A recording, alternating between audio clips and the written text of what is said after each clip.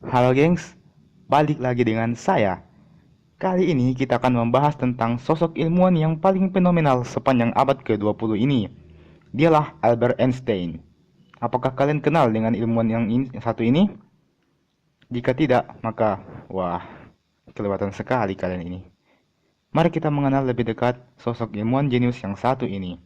Seperti apa karya-karyanya, seperti apa kisah hidupnya, dan bagaimana teorinya dapat menuai banyak pujian. Mari kita simak video berikut. Tapi sebelumnya, ada tombol subscribe berwarna merah di bawah.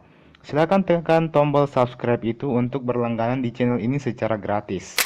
Oke, jika sudah, mari kita mulai.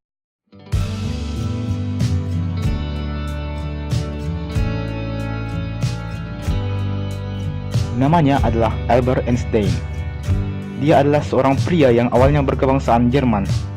Ia lahir pada tanggal 14 Maret 1879. Ia merupakan anak dari Hermann Einstein dan Pauline. Albert Einstein dikenal sebagai seorang ilmuwan fisika teoritis yang dipandang sebagai ilmuwan terbesar dalam abad ke-20. Ia bahkan layak disejajarkan dengan Isaac Newton. Wow, luar biasa sekali orang ini. Einstein dilahirkan di Ulm-Württemberg, Jerman. Ya, begitu kalau sebut nama-nama bahasa Jerman itu agak sulit. Ayahnya si Hermann Einstein adalah seorang penjual ranjang bulu yang kemudian berganti pekerjaan menjadi seorang elektrokimia. Ibunya Einstein bernama Pauline.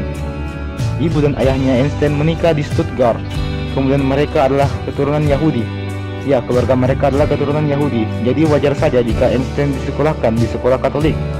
Ibunya juga menyuruh Einstein untuk belajar biola.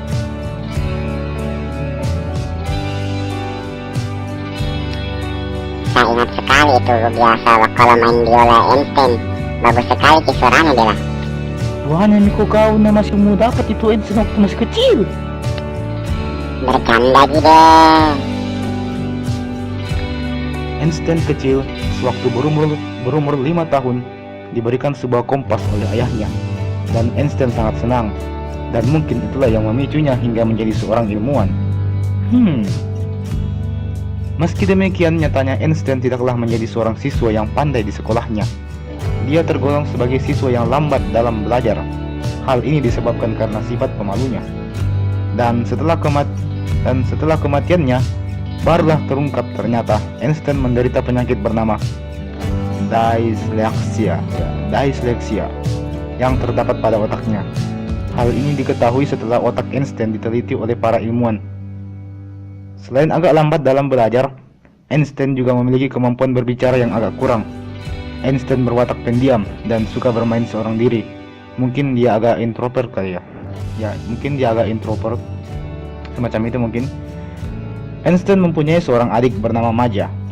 Adik perempuannya itu lahir pada bulan November tahun 1891. Dan adiknya ini sering jadi korban kemarahan sang kakak sewaktu berumur 7 tahun. Einstein suka marah-marah dan melempari barang ke adiknya. Kasihan sekali adiknya Einstein ini. Einstein sejatinya mulai tertarik untuk mendalami fisika sejak usia 5 tahun, seperti yang kita bahas di atas tadi. Kalau Einstein pernah dikasih kado berupa kompas oleh ayahnya, dan itu membuat Einstein terpesona, dan dia pun membulatkan tekadnya untuk membuka tabir misteri alam. Mulai menarik nih topik. Ketika remaja, Einstein mulai berkuliah. Dia menghabiskan masa kuliahnya di Eidgenössische Technische Hochschule atau yang disingkat ETH. Susah nama mau dibilang ini. Einstein pernah sekali mendaftarkan diri sebagai asisten dosen, namun ditolak. Wow, kasihan sekali ya. Einstein akhirnya bekerja sebagai guru SMA, sebelum akhirnya dia mendapatkan pekerjaan paten di kota Bonn. Dan selama itu, Albert Einstein tidak pernah loyo dalam mengembangkan ilmu fisikanya. Dan pada tahun 1894, bisnis elektronika ayahnya Einstein mengalami kegagalan. Keluarga Einstein pun pindah rumah ke Munich. But Einstein still stayed to study before him come to Munich to meet with him family. Oke, kita melangkah ke kisah cinta Einstein. Pada tahun 1898, Einstein jatuh hati kepada seorang wanita bernama Milepa Maric. Milepa Maric adalah seorang Serbia yang merupakan teman kelasnya Einstein. Oh, jadi ceritanya ini cinta lokasi ya. Dan mereka pun akhirnya menikah. Satu hal yang unik dari pasangan ini adalah Einstein terkenal dengan kepintarannya, namun dikenal memiliki ketampanan yang agak kurang. Sedangkan isi istrinya, Milepa, terkenal cantik dan agak rada-rada bego dikit. Suatu hari sang istri berkata kepada Einstein, istrinya berkata kayak begini, "Aku mau mempunyai anak yang cantik sepertiku dan pintar sepertimu, sayang." Cie.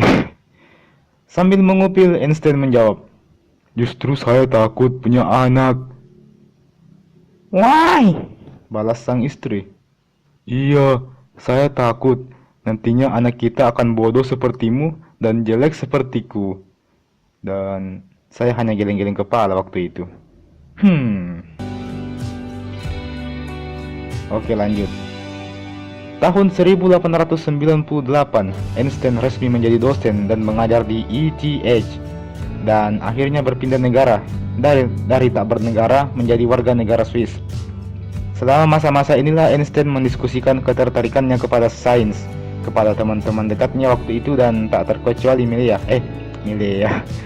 Maksud saya Milepa, anjay. Iya, maksud saya Milepa.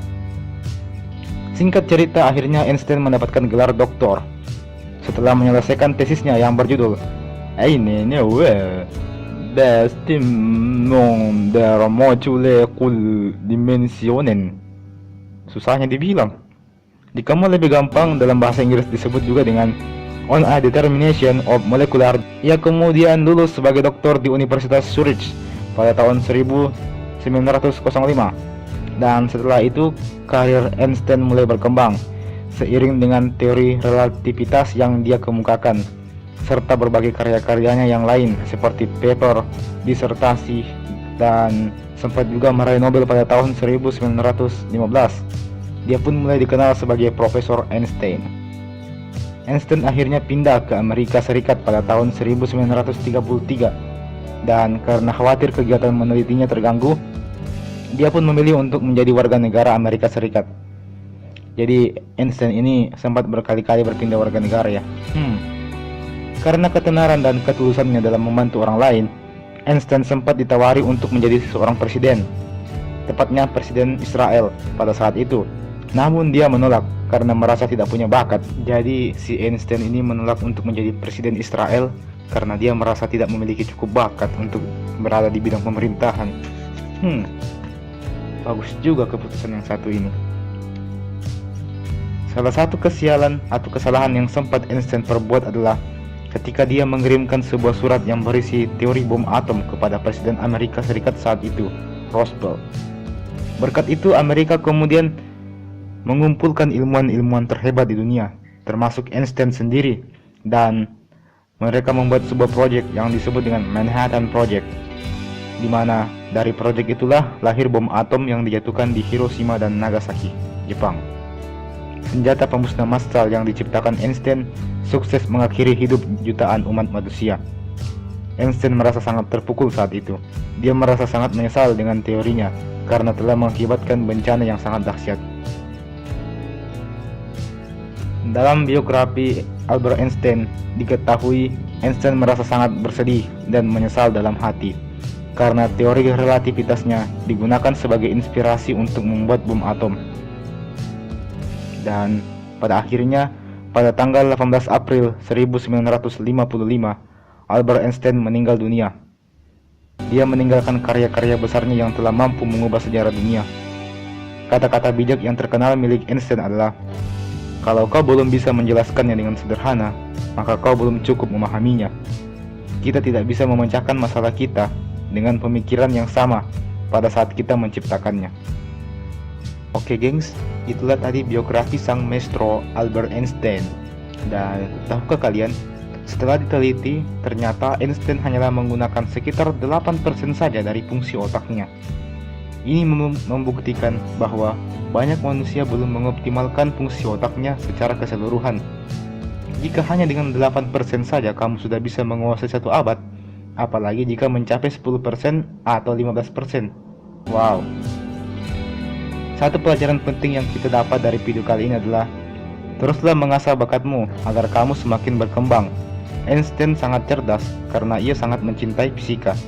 Jadi lakukanlah hal-hal yang kamu senangi. Jadikan kegemaranmu itu sebagai pekerjaanmu dan buat hidupmu lebih bermakna. Ya.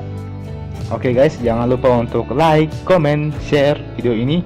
Dan makasih banyak buat yang udah subscribe dan sampai ketemu di lain video.